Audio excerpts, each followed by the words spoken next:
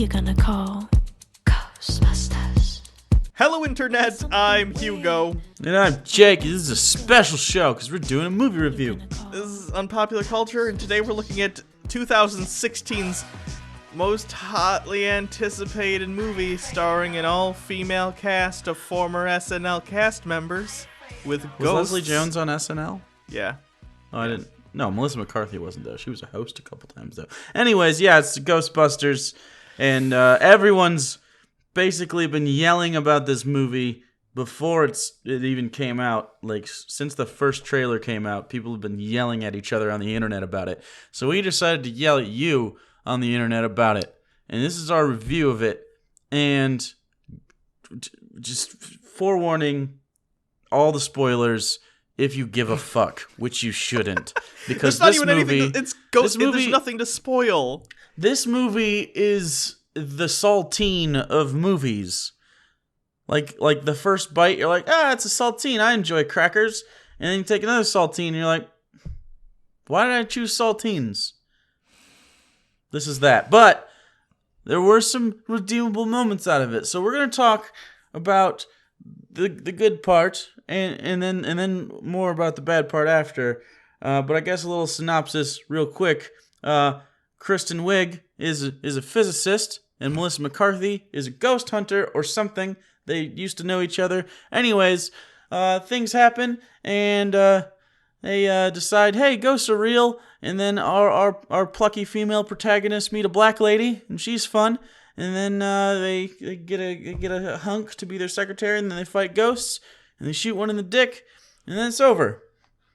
And then there's an after-the-credits scene that sets up the sequel that probably won't happen unless Sony is incredibly desperate for a franchise, which we know they are, so... Yeah. So I guess, what did you like about the movie? Because I have two words that sum up everything I liked about the movie. Would you like to hear them? I think I know what they're going to be. They are Chris and Hemsworth. Yeah, that's pretty much where I stand, too. He was actually...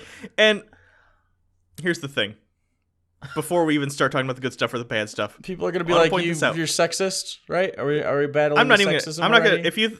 If you think I'm sexist for hating this movie, fuck you. It was a shitty movie. But the thing is, I'm almost disappointed it wasn't worse, because it's not even something... I can't go on a diatribe about this movie. I can't talk about how it's ruining comedy or even the Ghostbusters, because you know what? This didn't offend me as a Ghostbusters fan, and you know what? I like the original Ghostbusters. I even like the sequel, but like, it's just a movie. I enjoy it, but it's not like in my top 10 or anything.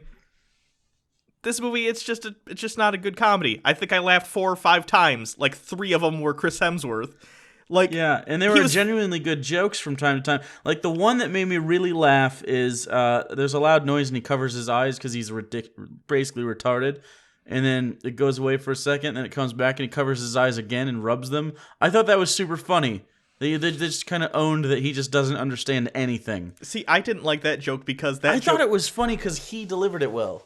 It's there's dumb people jokes, and there's a lot of jokes you can do with a character being incredibly dumb, comedically so. That one took it a step too far. The joke that really got me, that I thought was funny because I'm just a fan of this kind of humor, he's talking to the Ghostbusters during his interview, and he says, hey, can I bring my cat to work? That was funny. And they're like, oh, yeah, sure, you can bring, you can't bring your cat because I have cat allergies. And he said, oh, I don't have a cat, I have a dog. And they're like, you named your dog My Cat? And he said, no, the dog's name is Mike Hat. And... It's just a weird, absurdist humor, but most of the movie isn't like that. It's like, we're awkward humor for the most part. Yeah, there's other stuff, but... And here's the thing about the Chris Hemsworth character. It wouldn't be a big deal, and it's still not a big deal, but it makes them feel very hypocritical the way they went about it. Now, I am aware, I am not retarded, I am aware that they did the Chris Hemsworth character on purpose as sort of a gender swap. Haha, look, she's just, it's a male version of a bimbo. Yeah, we get it. But Paul Feig and the entire cast came out and was basically like, hey, you're sexist if you don't like this movie. You can't claim other people are sexist and then make a 45-minute long sexist joke and then not be considered not hypocritical. Basically, they literally hire him because he's good to look at. They say that. It's not a joke. They just say it. And it's like, come on, bitches. Devil's advocate, I will put this out there. The joke is that Kristen Wiig, the other Ghostbusters, think she is an asshole for doing so. That is the joke. It is a joke. Right, kind of, but they all agree to it. It's See, not I don't, like it's a committee. I don't think that. I think that is the joke, and they're playing it as such. So I get a different. I know why it's a joke. They're saying like it's intentional. It's not like they're oblivious. It just makes them a hypocrite because of how they fought against the backlash of the movie. Not that they did the joke. Does that make sense? I know what you're saying. I think it does sort of expose sort of a double standard because imagine if in the original Ghostbusters, for instance, you did the same setup but reversed.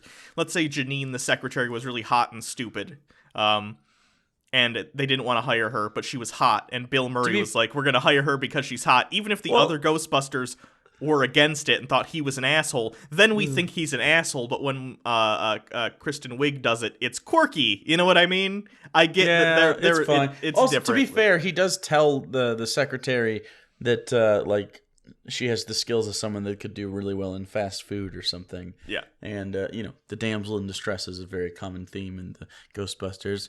Although I don't care about it. It's fine. We can have movies. Not all sexist, Anita. Anyways, so basically, yeah, that's all the good parts. They had some jokes here and there. Leslie Jones's character wasn't as bad as it was in the trailers, but it still wasn't good. No, the trailers. I mean, the movie isn't good, but the trailers were way worse. If the movie was akin to the trailers, the movie would be like a 2. Yeah. As it stands, it's like a 5. It's maybe I'd be at like a 4. It wasn't good, but it's not like terrible. Right, but 4s make me sort of angry. 5s are just like I forget about it. This is a movie I will never see again. I'm going to forget about it. But anyway, let's talk about why. Why was this movie bad? First of all, I wanted to start with the very opening of the film. Yeah. You can compare directly, and I'd like to judge movies on their own, but when you give it the same title of a movie from 30 years ago, and it's a remake, and you're using the same concepts, I can't not compare them. So let me compare the opening of the original Ghostbusters to Ghostbusters 2016. The original Ghostbusters begins more like a horror movie. There are certainly comedic timing elements, but it opens up in the library. The librarian's putting books back, and as she goes behind her, you can see sort of ghosts floating around. It sets an atmosphere. It sets the world of the Ghostbusters. And the world of the Ghostbusters in the 80s and the world of the Ghostbusters in 2016 are very different. Here's the difference. The Ghostbusters in the Ghostbusters in the 1980s, it was a comedy set in a horror movie universe. Right. The universe itself isn't inherently funny. It's that our characters are characters from a comedy in a horror movie, if that makes sense. And that's important. That's so important because you're supposed to be able to pull off this sort of scary imagery. Like if Zool from the first movie was in a movie akin to Hellraiser, that would be I don't know, genuinely, but it would be a good attempt at a scary idea. Sure. But because we have 4 comedians standing there, it turns into a fucking marshmallow dude.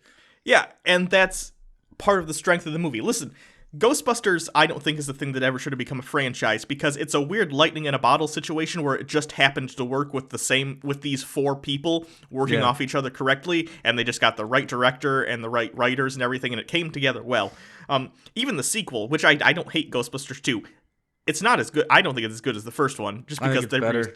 See, it is what it is. Yeah. But anyway, comparing it to 2016 Ghostbusters, it starts out immediately with a joke. It sets the tone of this universe as being a comedy. It's just a comedy film with comedic actors. It's not trying to actually be creepy or set an atmosphere or a mood. It's just here's a joke. Obvious jokes too. Yeah, it wasn't even a good joke. I tweeted about it when I was watching it. And no, I wasn't in the theater. I did not pay for this movie. I did. I know you did. But I went on a mandate. The opening scene is in an old house, like it's a historical house, and you have a guy who was in the later seasons of The Office. He's sort of the tour guy. Aaron's boyfriend, whose name I'm forgetting. Yeah, and for a while. what he does, he's going around and he's telling sort of deadpan people were racist in the 1920s jokes or whatever. Yeah, pretty much. He's like, this is the parlor room where they would do the popular things of the day, including talking about hating the Irish, whatever. Like, for one, not a funny joke. The delivery was bad and it was written terribly. But then it goes on to kind of deliver this long backstory about this ghost. Again, I don't know if they understand what makes the original both kind of creepy and funny. I don't know anything about the librarian ghost in the first Ghostbusters, but it was still creepy because it was a creepy looking design and it did creepy things. Here they do a lot of backstory and tell kind of a scary story about the ghost to kind of set it up, but it didn't make it scarier. It still looked like blue CG bullshit that just puked on Kristen Wiig, which again, sliming jokes can be funny. They did them in the original, they did them in the sequel, they were funny there, but let me tell you the difference, again, comparing them, why it works when Bill Murray gets slimed and it doesn't when Kristen Wiig gets slimes. Comedy, in a lot of ways, is a study in reaction as much as action. Now, when Bill Murray gets slimed by Slimer in Ghostbusters, he's on the ground, and he's being Bill Murray. He's going, I got slimed. He's like very blasé about this funny, strange situation. Kristen Wiig, on the other hand, because she's a very different kind of comedian, and she can be funny in many contexts. I've laughed at her tons of times. It's not funny here because she's playing the neurotic, and she freaks out at the slime. That's not a funny reaction because it's what you expect. Comedy is about reaction and subverting expectations. Bill Murray subverts your expectation. Kristen Wiig doesn't. That's why I don't think it works there. Also, I have no idea why they started the movie here, because they tell literally, like Hugo said, a scary story about a ghost, and it plays no part whatsoever in the actual plot. They're building up this ghost to be a big deal, and it just isn't. It'll pop up later in some other scenes just to be like, hey, remember this thing? But it's not part of the story, and they spend a lot of time on it. It's kind of like if Vigo had a big story and they never really gave you a payoff with it. Yeah, okay. They pulled a Vigo, but it was like a bait and switch, and it wasn't a good one. They clearly wanted to redo the library scene from the first movie, but they didn't know how to do it. So they set it up like this and expository, and it didn't work out. I even think the scene would have worked better if you didn't know that much about the ghost woman, whatever her name is. I forget her name. It doesn't matter. But all the expository stuff was unnecessary and just extended the scene, and I think it was just an excuse to try and throw in jokes, but it didn't work. Next, after there's a scare, and by the way, least subtle scare ever, this movie overdoes it, and CG. Again, we've talked about CG in the past. There's nothing wrong with CG. I do have a problem with bad CG, and especially near the end of this movie, the CG gets laughably bad. But we'll get to that when we get there. It's like some of the worst I've seen in a long time.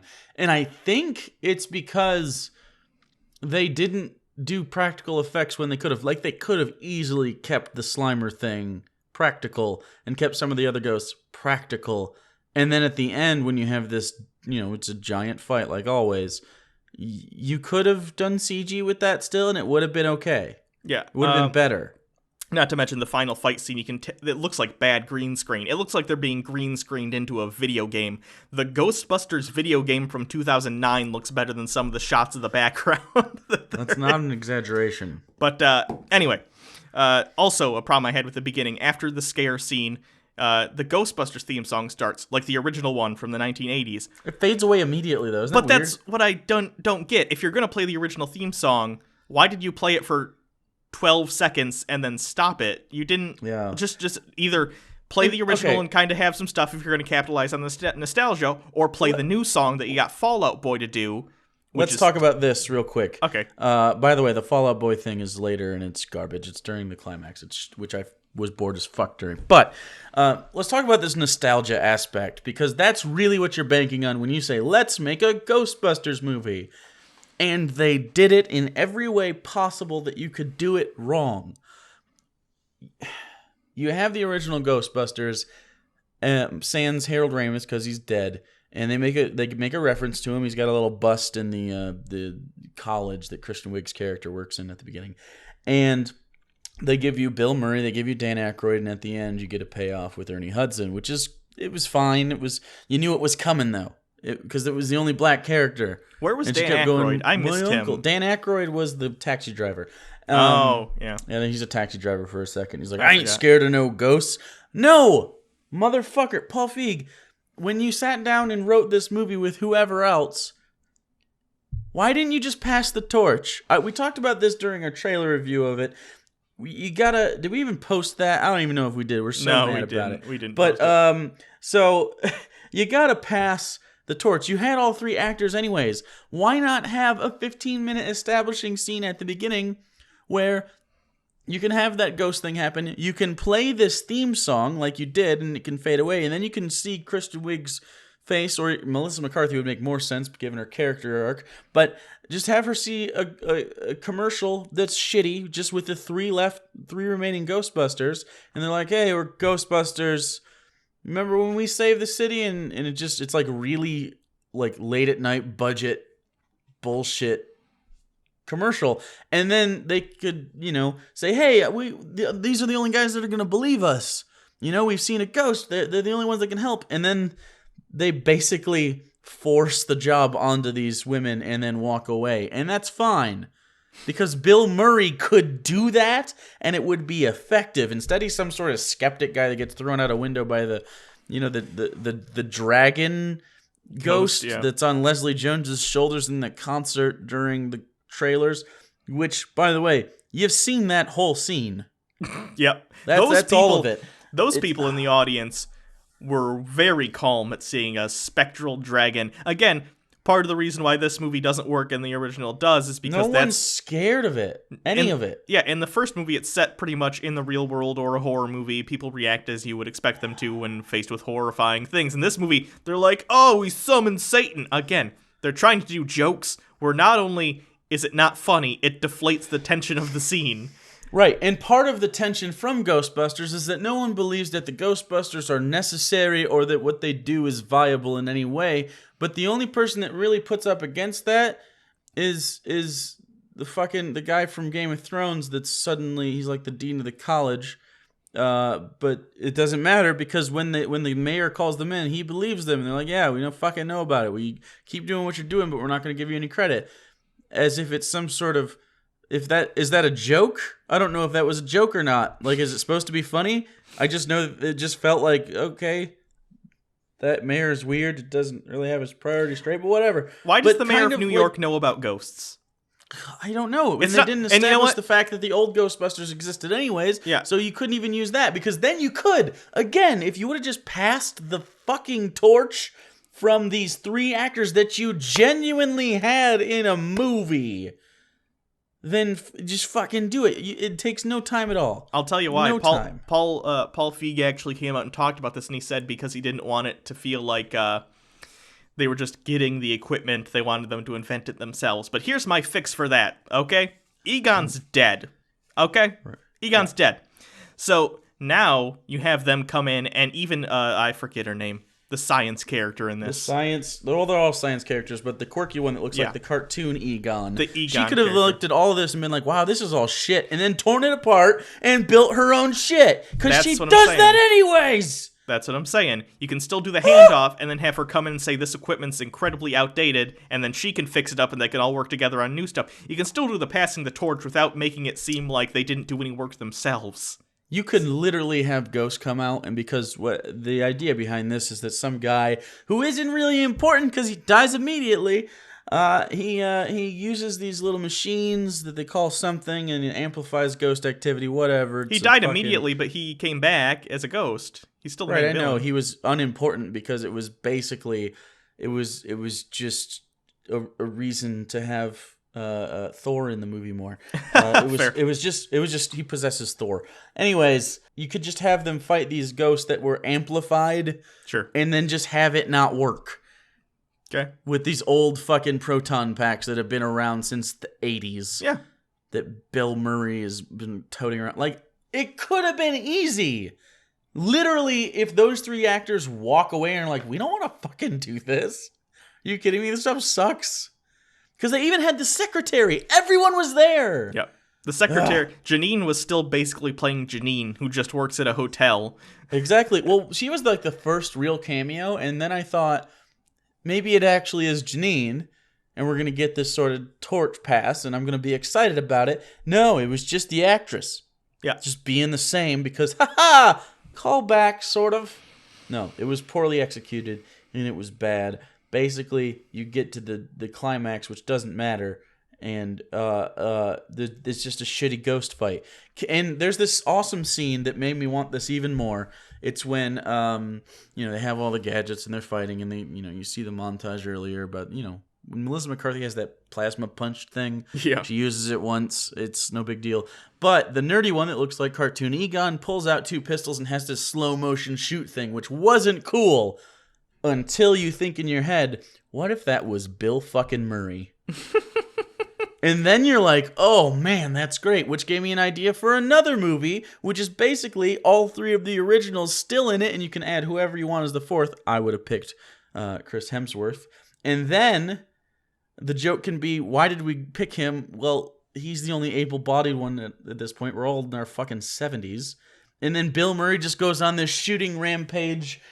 That would have been a cool scene. Instead, it's just not cool at all. I don't like the idea of an action scene at the end of the Ghostbusters movie anyway.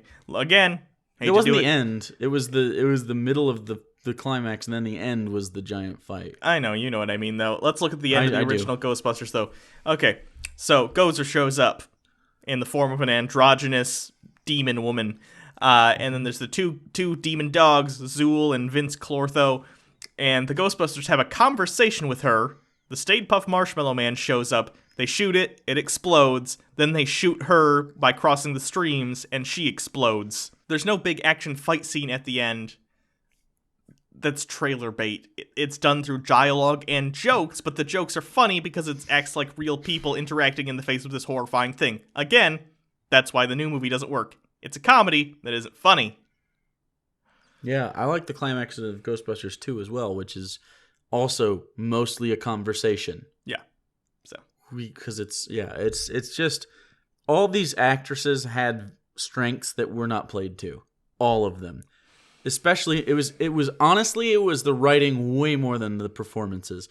I don't think any actress in this did a bad job. No, it was just I think the delivery written. was bad because they were told to be bad. Like the one chick, the techie one, the quirky one, she had some jokes that would have been funny, but like I told you before you saw it, her delivery is just like, haha, do you get it? It's a joke. You gotta laugh now.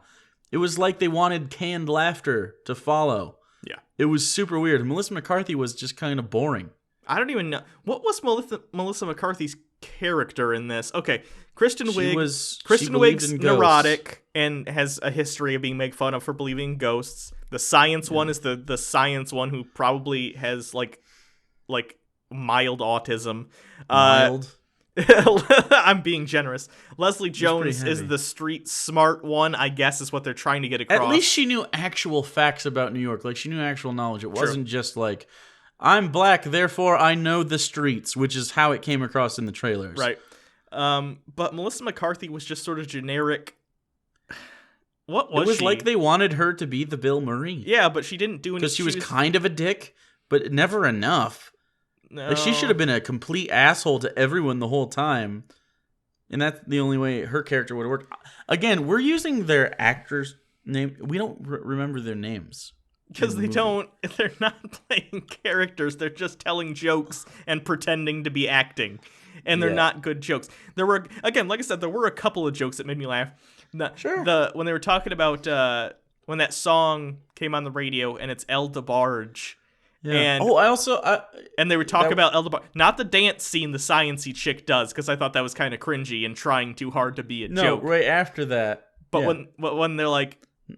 Not to debarge in. Yeah, and then like... and you know what I liked? I did like the wonton running joke. I thought those made me chuckle. Those were actually funny.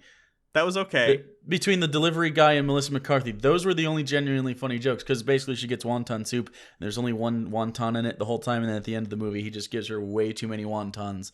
And she's like, can't we find a middle ground? But see, you know why that works? Because I don't feel like she's telling a joke. That seems like a legitimate situation where someone would be frustrated. Like, it's kind of a silly situation. It's a Seinfeld. Yeah, but it's a real situation where she's just frustrated she can't get the wonton ratio. That's funny because I don't feel like she's winking to the camera being like, hey, laugh at me, I'm funny, I was in Spy. Yeah. And everyone can kind of get down with that. I think a lot of people are like, there's just, you get mad at food.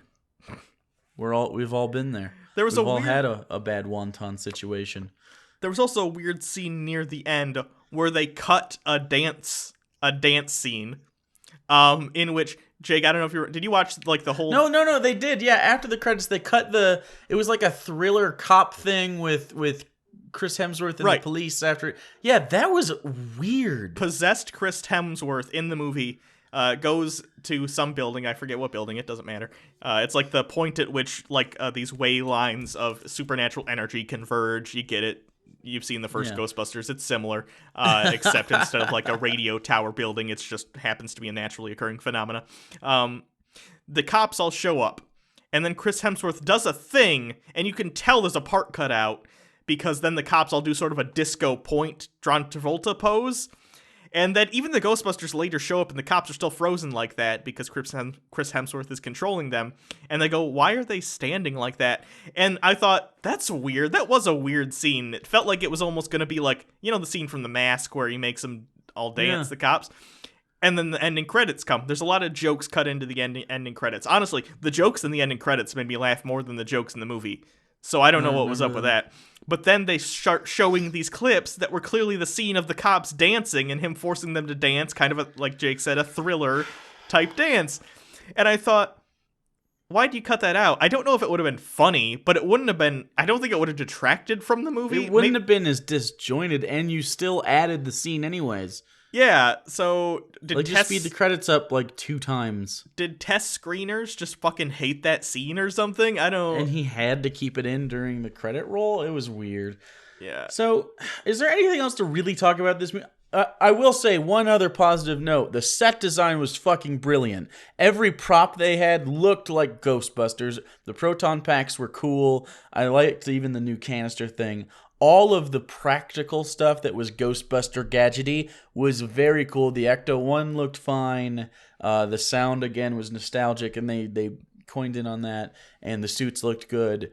But why didn't that carry over into the ghosts is what makes me really upset. Yeah. About I have like 2 more things, real quick. Sure. Firstly, I thought the Deus Ex Machina to stop him at the end was bad. That like they blew up the Ecto-1. And I don't even remember what it was. What was it? They blew up the Ecto-1, and that's the energy or something reversed the portal they were coming through, and it turned. Oh, she jumped down a fucking hole like into another, yeah, like the Soul universe, and grabbed Melissa McCarthy, which wasn't touching at all because they're not really friends. But that's okay. That's all. That was also what I was going to talk about. At the beginning, they established they were having an estranged friendship. Doesn't come up through any of the movie, and then at the end it's brought up again. They discuss at one point that she was the only one that believed in me after they bring up the first time that we used to be friends. Then they have a long discussion about how, like, yeah, I should value her friendship because she's the only one that's been on my side my whole life, and then they don't touch on it again. But that's why this is, again, let me encapsulate why this movie doesn't work. It's the beginning, there's some establishing of the characters, then there's 20 to 30 minutes of line-o-rama and them just riffing. It doesn't feel like they're in character. And then in the middle, they'll do sort of an emotional scene that exposits. Then 30 more minutes of line-o-rama gags, which fall flat. So it's like at the very beginning, a couple scenes in the middle, and at the end, they're playing the characters, and then in between, it's bad improv about Ghostbuster stuff. The thing you have to remember about Ghostbusters is not that we watch it because there's ghost busting involved. It's we watch it for the characters that are doing the ghost busting. Sure. Like, how can Judd Apatow get this, but you can't? How come there's more heart in something like Knocked Up or fucking Funny People, but this gets none of it? I just don't understand. Yeah, I don't know. How is any movie with Adam Sandler better than this? Also, I thought it was missing like a ghost hunting montage. You notice that? They only caught like 3 ghosts. Yeah, they didn't have any sort of montage. By the way, I'm not kidding. What was it called? The Setup, the recent Netflix Adam Sandler movie was better than this. It was. I watched that. It actually, I mean, it wasn't a good movie, but like it was the best Adam Sandler movie that's been out in a while. Yeah, it had some good jokes. The one that made me really laugh was there was like a puke scene in it. Like he sees something gross and immediately throws up and then continues the conversation. Yeah. For some reason that made me die. But this didn't have any of that shit. It doesn't have anything good. There could have been like, I don't know. It was just awkward. It was cringy at many times. Like at one point, the quirky character she's looking for Melissa McCarthy, I think, and she's just kind of singing. Yeah. It was really weird, and they didn't establish that that's a thing she did. If they would have established that, hey, when I'm nervous, I sing, like sing talk, that could be funny. Because then you could key in on, you could understand why the character is doing this thing. Instead, it's just like, I'm quirky. Look at me. I'm like, ridiculous. I'm like the pop rocks of people. Only one person likes me, and it's me. Yeah, I don't know. Basically, not a good movie. But here's the thing: wasn't like the worst movie I've ever seen. It's the worst Ghostbusters movie, in my opinion. Oh, by far.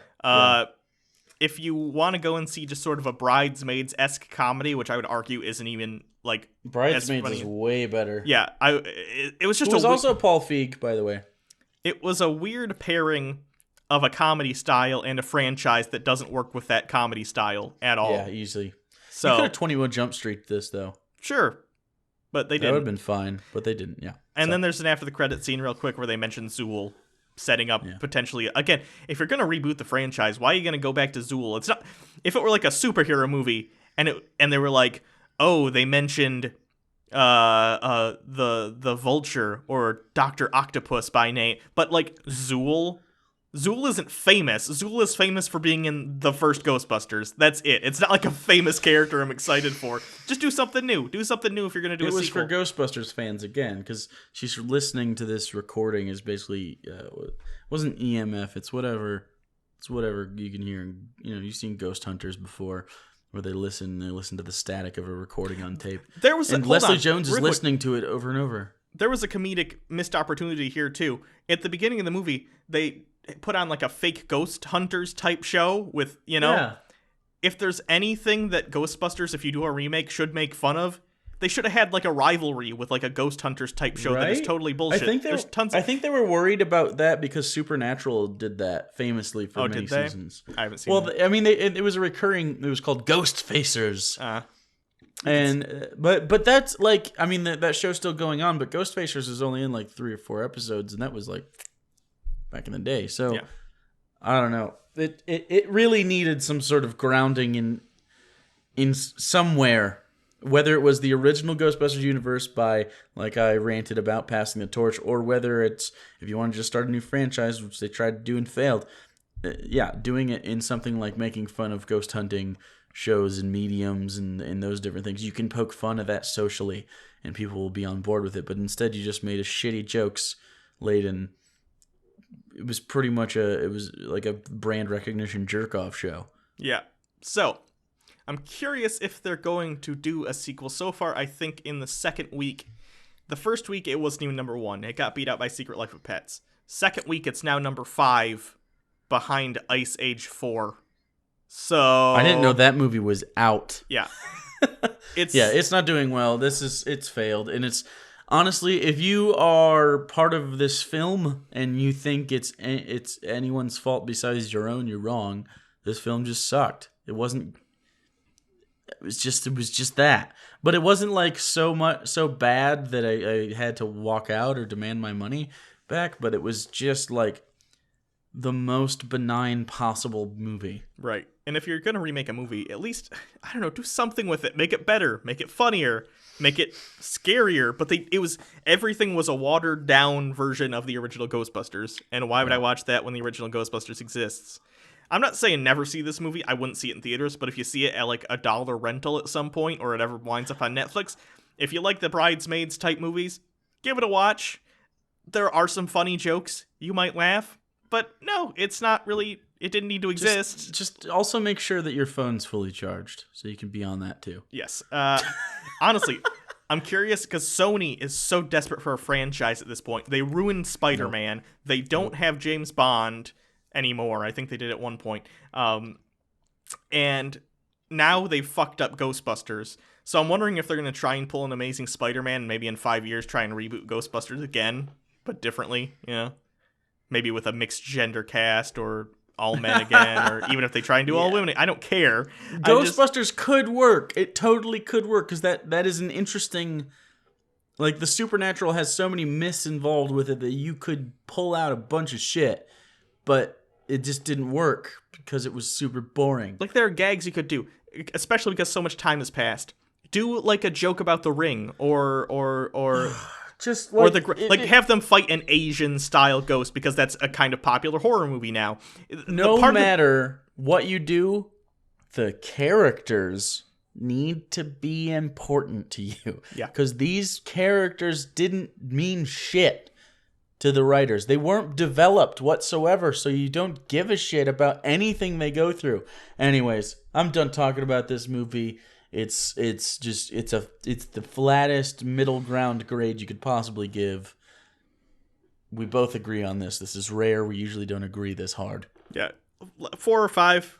If you Yep. want to check it out, check it out. I wouldn't pay a bunch of money for it. You're probably gonna laugh a couple times, but no, it's not good. Yep. And I don't know. So anyways, Sony, don't alienate the one audience you're making the movie for, who are original Ghostbusters fans, and then expect. Right. What do you think was going to happen? They would have made so much money. Yeah. Jurassic World was better than this. Yes. And I hate Jurassic World. I do too. We still get comments on that video sometimes. Guess what, guys? Jurassic World wasn't good. We literally got a comment the other day that was like, you fucking idiots. Jurassic World made like $1 billion. How could it be bad? So did Titanic. I like Titanic. And so did Avatar. A lot of things make $1 billion now that aren't that great. It made it on the name recognition. Avengers 2. I guarantee the next Jurassic World won't make nearly that much money. It just won't. No. It'll still do well. I think it'll do well for itself, but it won't do as well. Anyway, so I guess that's it. If you want, you can always follow us on Twitter at @TheRealUnpop, which nobody tweets at ever. So it's kind of like a screening for Ghostbusters on week 3. No one's there.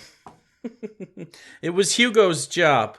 Anyways, you can also subscribe to the channel or do our Patreon, or you could just leave. Are you there? Still there. More people are here right now than are watching Ghostbusters currently.